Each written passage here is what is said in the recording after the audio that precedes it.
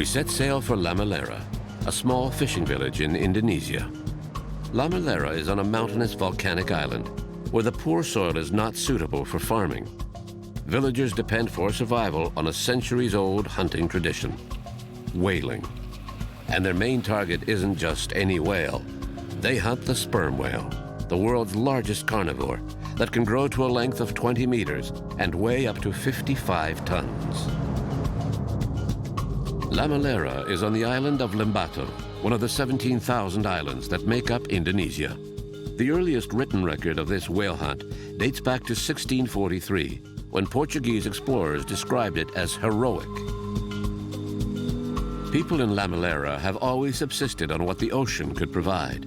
But with no nearby reefs or shallows harboring fish colonies, villagers must sail far from shore to cast their nets in the deep ocean. For centuries, fishermen rowed out to sea in their frail craft, hauling in anything that could feed the community. But these meager catches were not enough to ensure the village's long-term survival. So they developed a whaling technique using handmade harpoons. But in the early 2000s, a sophisticated new piece of fishing gear was added to the tackle box, the outboard motor. There are now about 30 outboards, and they've completely transformed what villagers still call traditional fishing. Sharks, rays, and dolphins are choice targets, and much easier to catch with motorcraft. While they still use traditional boats to hunt the sperm whale, motorcraft help in various ways. We depend on sperm whales. We do catch dolphins and rays, but without the sperm whale, the community could not survive.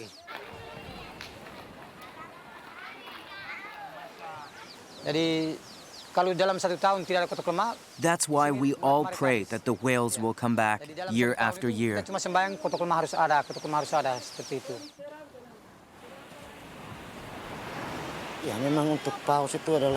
Whales are vital for the inhabitants of Lamalera. Without them, we die of starvation. Long classified as traditional subsistence activities, hunting and fishing in Lamalera are not subject to any quotas or bans on harvesting for the protection of endangered species.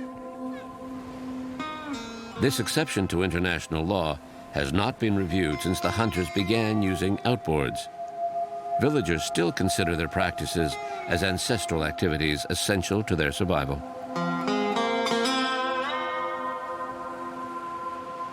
Whaling season begins in May. The whole village gathers to pray and commemorate the souls of those lost at sea while working at this dangerous occupation. At the beginning of every hunting season, the first formal event is a get-together we call the beach meeting.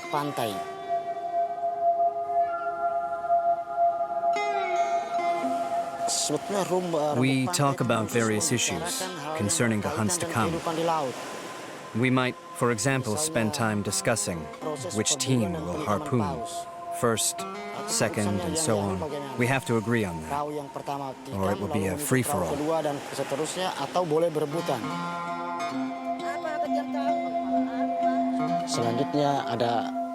Then later that night, we make an offering of candles and flowers to the memory of those lost at sea.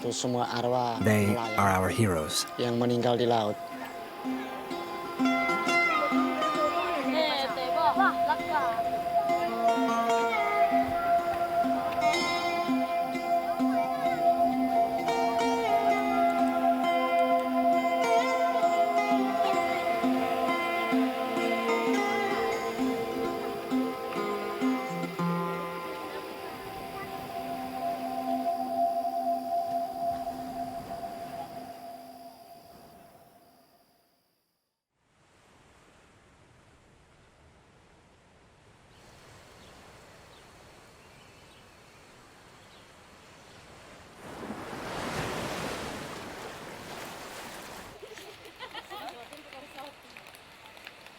Dan juga tanggal 1 Mei itu ditetapkan May 1st is the day of the first whale hunt. Musim resmi turun ke laut.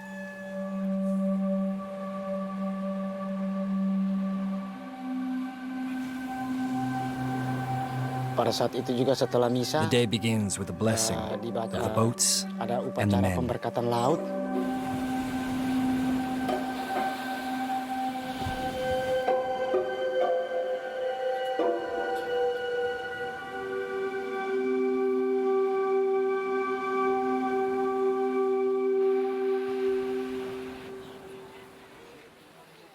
Kemudian pada tanggal Then all the 2, fishermen semua go out to perahu yang sea sudah siap, to do their oke, job. laut seperti biasa.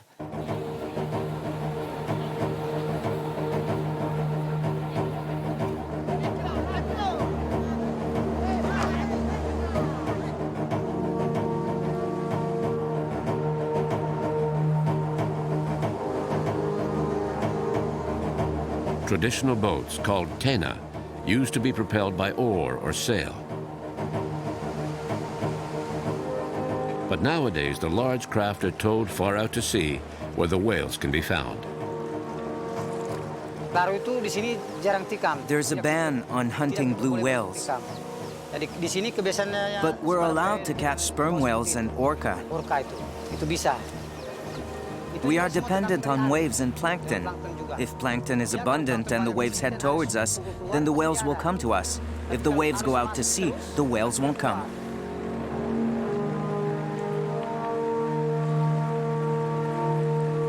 The harpooner stands on a small platform in the bow. He has to leap into the air to plant his harpoon in the animal's flesh. It's an art, and one with considerable risk.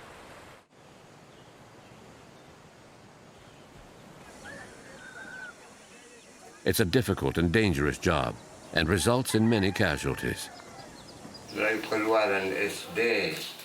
I've been hunting whales my whole life. I started when I finished grade school, and I stopped 3 months ago, when I lost my leg. Some lose their lives. Others bear the scars of a battle lost in the name of tradition.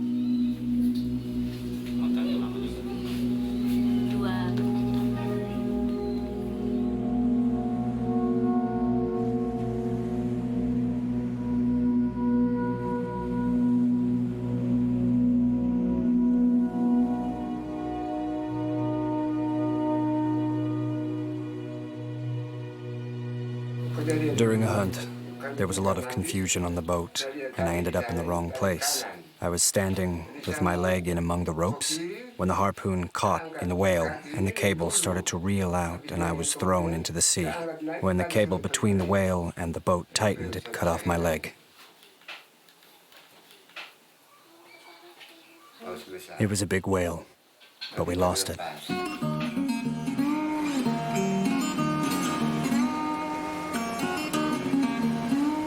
Whether the whale is large or small, it all depends on the harpooner. The harpooner is the most important person on the team. If you don't have a good harpooner, there's no point in going to sea. Even with a team of 8, 9, or 10 men, you have to have a good harpooner.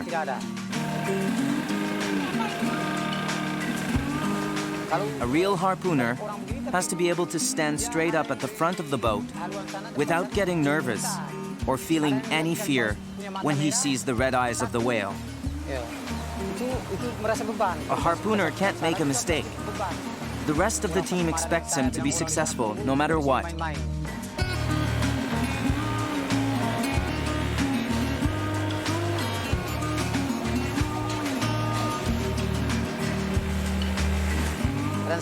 If there aren't many whales and I miss, I feel that I've let the others down. They rely on me. I feel an enormous sense of responsibility.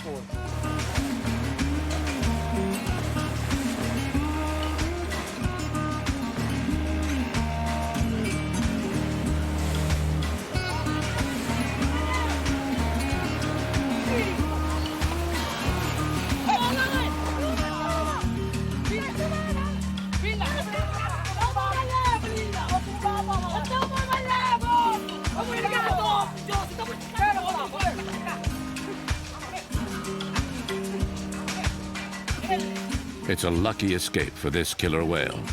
The harpoon fell out, and we're unlikely to see him again anytime soon.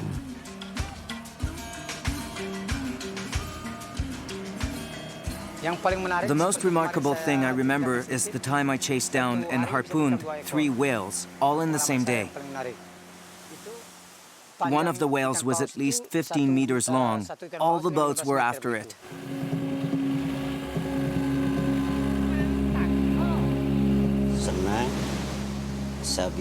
Being a harpooner is a source of pride, mainly because it's a skill handed down from father to son. My father was not a harpooner, so I'm even prouder because of that.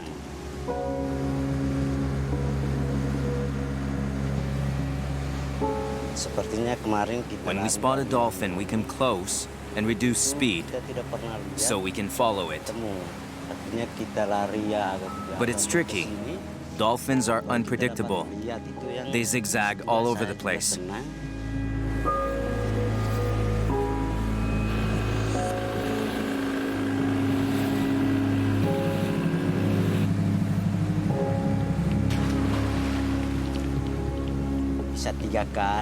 I can catch up to 10 small dolphins a week, but if they're big, probably only 5.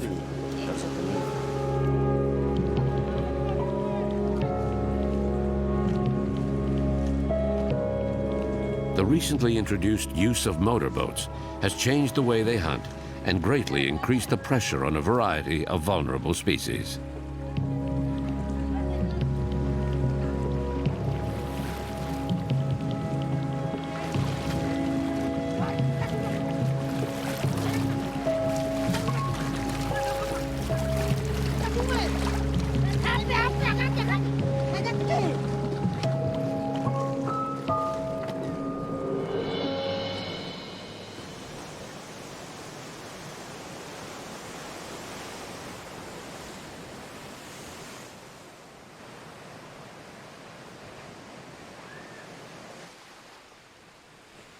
After another day hunting at sea, it's time to divvy up the catch among the crew.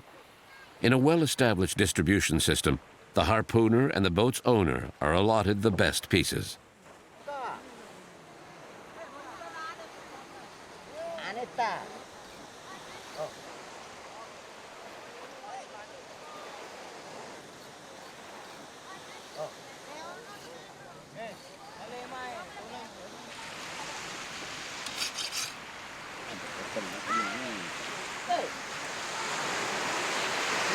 It's the harpoon guy, so he's the one first time, yeah.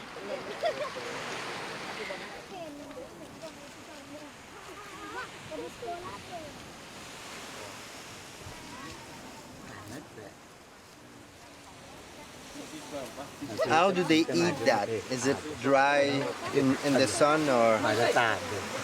Bagaimana dimasaknya? Dikeringin dulu baru dimasak? Tidak langsung, ada yang kasih kering, ada yang langsung masak. Benak puasa. Okay. They can try it first, but it's more delicious if you just cook it right away. Obviously, for Westerners like ourselves, these images are very hard to accept because we have an almost emotional relationship with dolphins. When we come to places like this, I think we have to set aside our opinions, our Western point of view, to be able to understand this culture, even a little. But it's not easy. The numbers given by the harpooner are food for thought. If this one boat takes 10 dolphins a week, how many dolphins are caught every year by the Lamalera fleet's dozens of boats? And what is the impact on marine species now that motorboats are part of the hunter's arsenal? In this corner of the world, there are no scientists to track population numbers. Don't you think you're hunting too many dolphins? No, not at all. There will always be dolphins. Fishermen believe that their God knows what's good for them and would not put all these animals in their path if it wasn't right.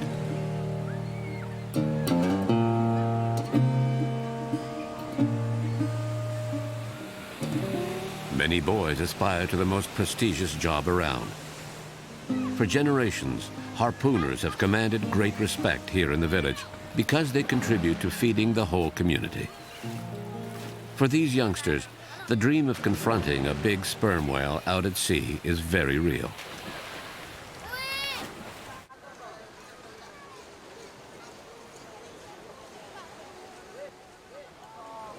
This is a day for celebration because they've just caught a young sperm whale.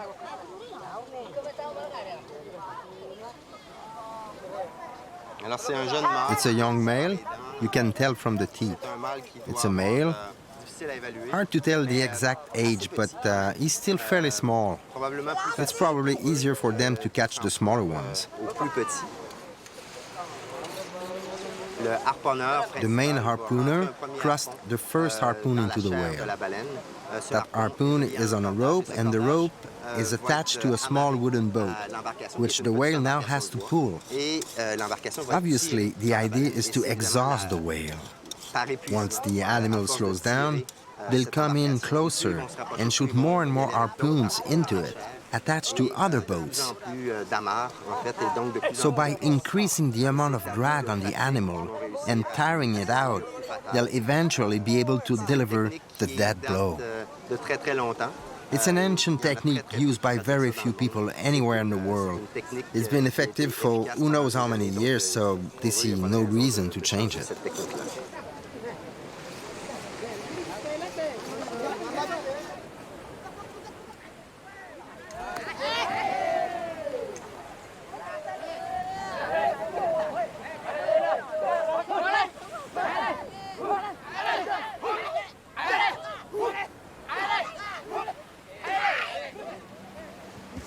We heard it was a difficult hunt. Is that so?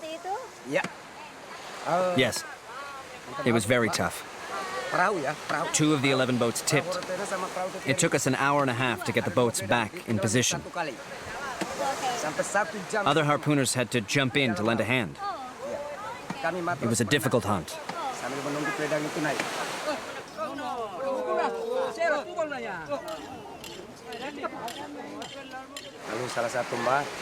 I'm a harpooner, and it's a dangerous job.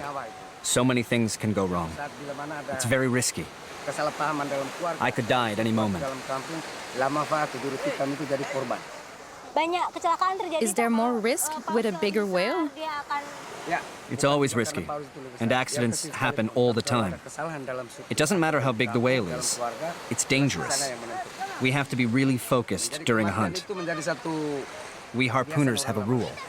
If we have worries at home, we do not go to sea. It's a lot safer. You don't want to take a chance.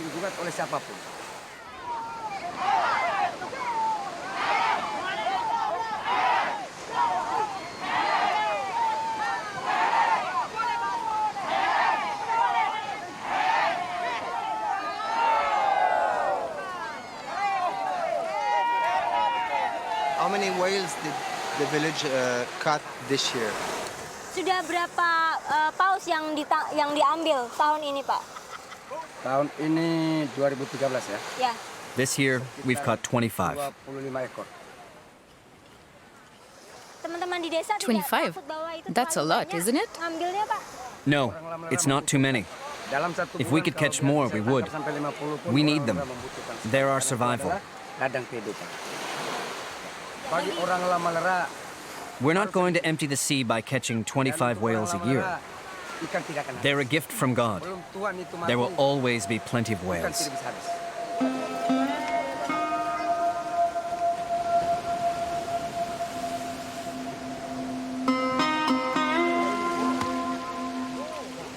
Jadi ikan paus itu We use every part of the whale. Nothing goes to yang ada waste. yang ditinggal. Jadi That shows just penting how sekali much we need them. untuk orang Lamalera. Itu istilahnya di sini. We have a saying here that goes, Bau tidak kemuk. we should all have food to eat. Not just our relatives, but everyone. Soalnya When the pieces are cut out, the women roll them in salt and then hang them to dry. lempeng taruh garam That way the whale meat will keep for months. bulan-bulan berikut ya. Iya, kalau dengan ikan The paus, whales are our livelihood. kita Lamalera We menyebutnya depend sebagai on kota them. kelemah ya.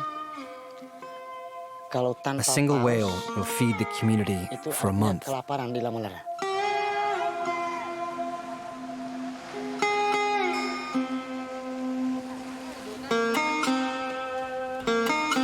Yang saya punya bagian sebentar itu yang paling Half my share goes to my mother-in-law. I also give some to my neighbors and to the widows. Orang datang beli dengan jagung atau ke tetangga, terus apa? We also traded for corn. One platter of corn for 3 strips of whale meat. Orang Pur datang. Sometimes we also traded for bananas and manioc. Potong, mereka juga langsung makan mentah itu. The treasure will be divided according to a precise ritual. The crew that first harpooned the whale claims the choice pieces, but the whole community benefits from this manna from the sea. Tomorrow, the chief will come down from the village, and the head will be set aside for him. The oil will be shared among the members of the village, but the head is always reserved for the chief.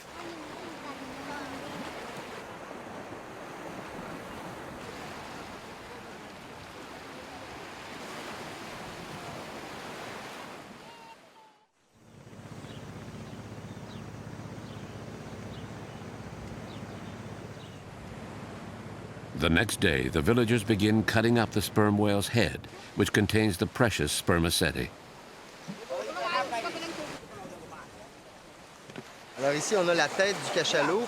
So this is the head of the sperm whale with its single blowhole, which is to the right of center. That's typical. So the blow is always at a slight angle. They will cut off the part of the head that contains the spermaceti, a very valuable oil. Sperm whales are part of odontoceti, or toothed whales.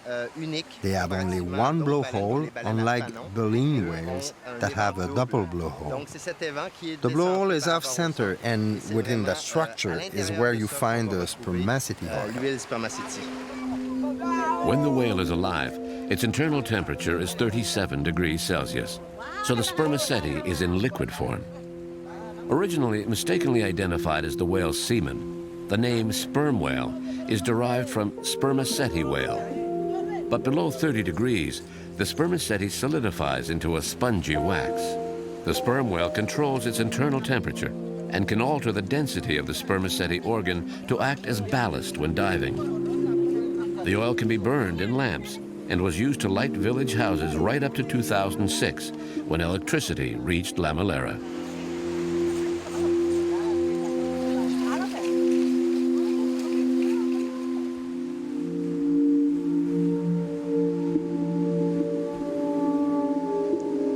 At the end of the process, everything has been cut, dried, salted, and stored.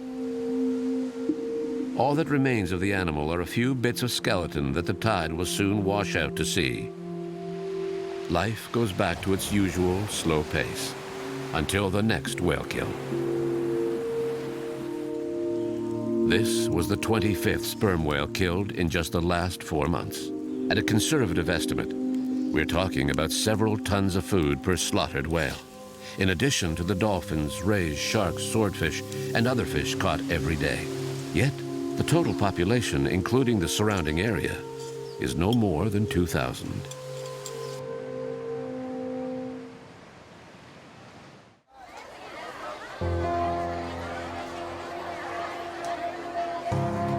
Every Thursday, the women of Lamalera attend a market in the neighboring village. Here they can pick up things they need that the ocean does not provide. The road linking the villages, not built until the early 2000s, affords a mobility that has begun to open up the world. Goods and commodities of all kinds can now be transported more easily, but it takes money to pay for them. While barter is still common, villagers increasingly want to sell their products for cash.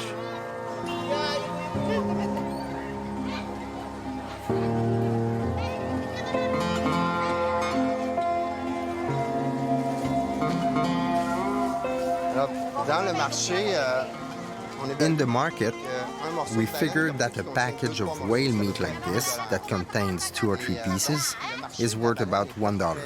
So whale meat is not worth much compared to other types of fish or even some vegetables that are not very common here, like carrots.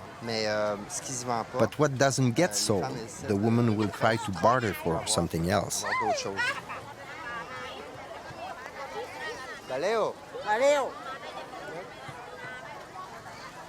Good? She's traded this for a root vegetable, and she'll do the same here.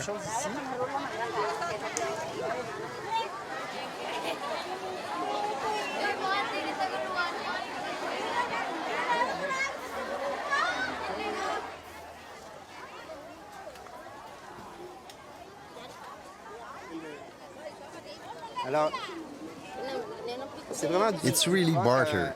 They're trading root vegetables for pieces of whale meat.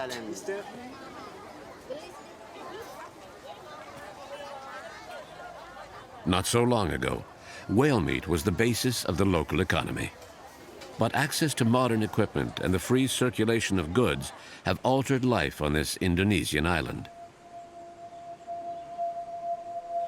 Motorboats now set drift nets that catch vast numbers of fish.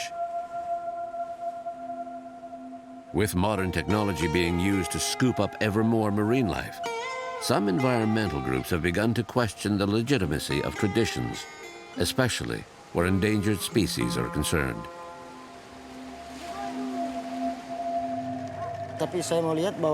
When I look back and compare the situation now to previous years, I'd say the catch has really gone down since the late 1980s. As far as protecting species is concerned, it's a noble cause. But I firmly believe that the resource will be here for hundreds of years to come.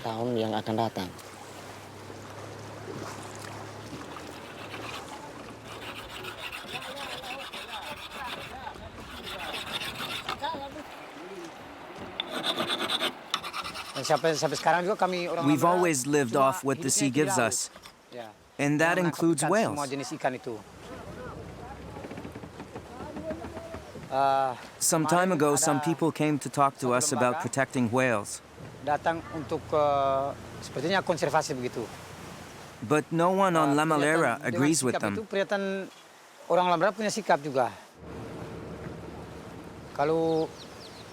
What we are doing is legal. The International Court of Justice permits our traditional hunting practices.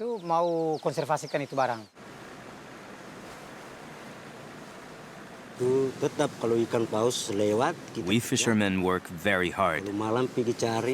Sometimes we work almost 24 hours a day. We will never stop hunting the way we do, the way we've always done.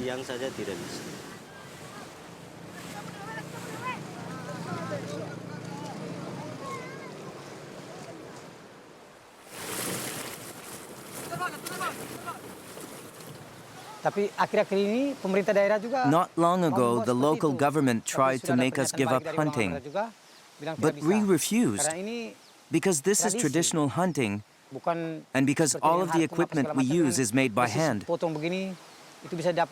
No one can stop us from doing this. It would be an insult to our ancestors. It may be hard to accept that this can still qualify as traditional fishing, especially compared to the way things were done before outboard motors came on the scene.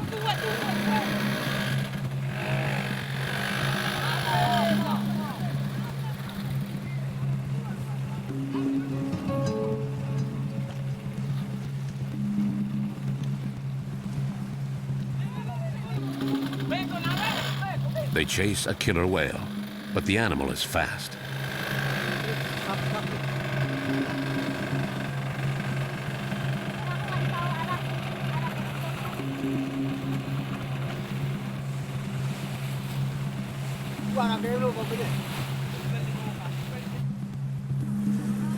Dolphins. This time the boat was able to catch up to the fleeing animal.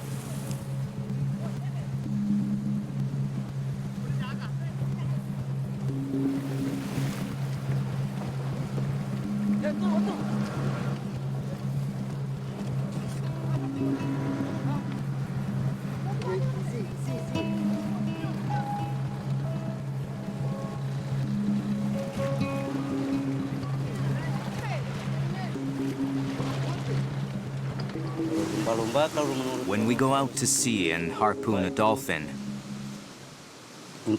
What we see is not a beautiful, intelligent animal. What we see more than anything else is an animal that, once we get it back to the village, will feed our families.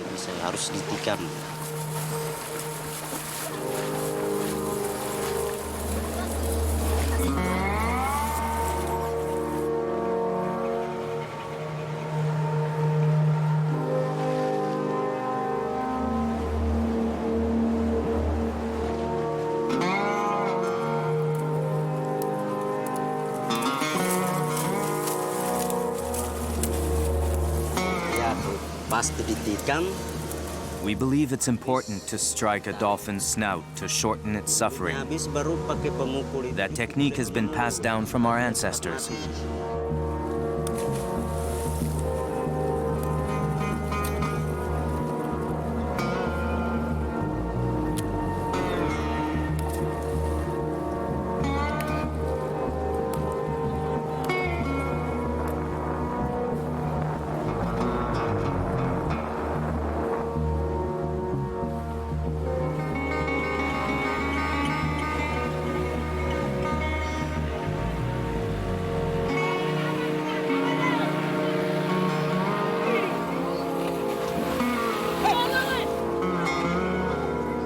During one maneuver, disaster strikes. The motorboat has struck the harpooner, causing a serious head injury. John, can we go to Ulandoni because the local hospital nearby, like just in front of our boat? Oh yeah, okay.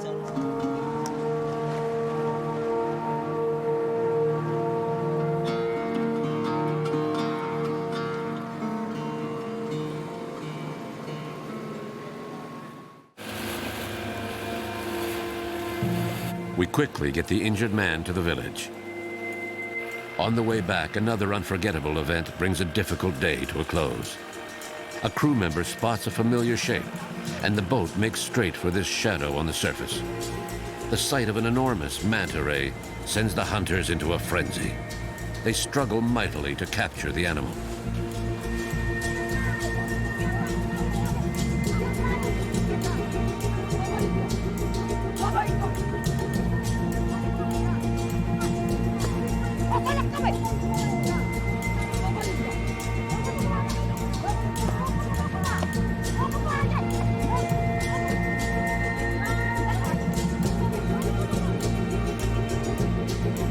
Since we arrived, we've been wondering about middlemen, foreign buyers who might be reselling some products of the marine harvest. But no one was prepared to discuss it.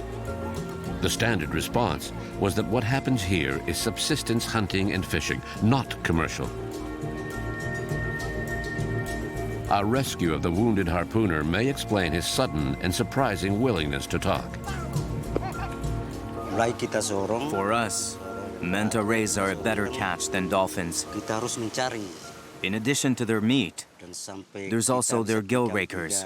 The gill rakers bring in a lot. We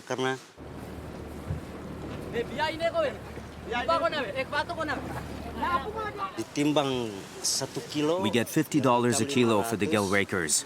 We have a buyer here on the island. He sells them to a middleman who ships them to China. For shark fins, it's different. We have another buyer who ships them overseas. We get a lot of money for them too.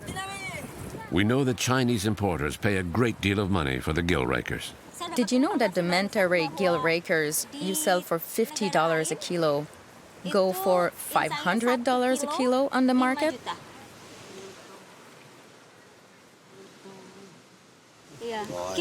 That's a big surprise. $500 sounds like a huge amount. But for us, $50 a kilo is still a tidy sum.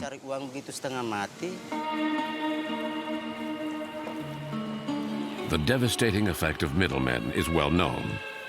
We've witnessed it firsthand in several countries we've visited, where locals sell products to international buyers for resale in Asia. The price for shark fins or gill rakers from rays is skyrocketing, as is demand. In China, too, tradition is trotted out as an excuse when these delicacies from the sea end up in soup. In less than 15 years, Lamalera has undergone a dramatic transformation. A road has been built, electricity has been installed, and gasoline-powered outboard motors have made things easier for fishermen. Progress has opened up markets, and some local products now make their way to China.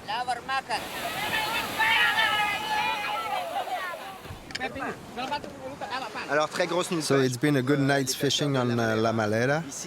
Here on the beach this morning we find many different species, swordfish, mahi-mahi, but there are also a lot of fish that are on the endangered species list. This morning we see a number of species of shark. There are dolphins, a lot of rays, and especially hammerhead sharks. Worldwide stocks of hammerhead have dropped by 98% in the last few decades because of overfishing. But here there's an exception because of traditional fishing. It may be time to ask how far we're prepared to go in respecting cultures when we're talking about endangered species. We're also beginning to feel that we're wearing out our welcome here in the village. I think they'll start urging us to ship out pretty soon. They seem to be more and more annoyed by the camera, so this may soon be the end for us on Lamalera.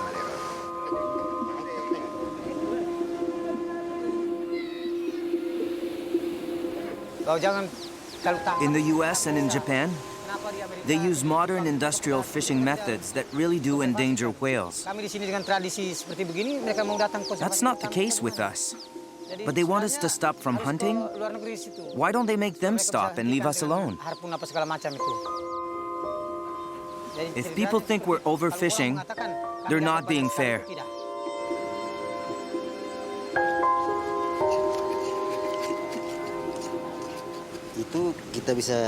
We go to sea to hunt in a traditional manner. We hunt and fish whatever we can find.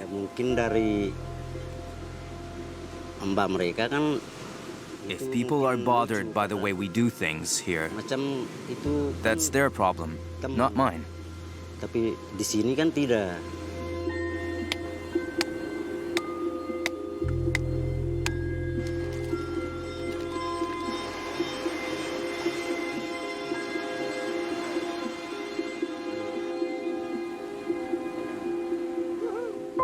Our point of view usually depends on our values and our culture. It's easy to condemn, and for many of us, often our first instinct. But putting an end to the whale hunt will have major social consequences here. On the other hand, can we accept the status quo with no scientific tracking and oversight? Beyond any ideological position, one question remains fundamental and universal. How far are we prepared to go in harvesting species that are threatened with extinction?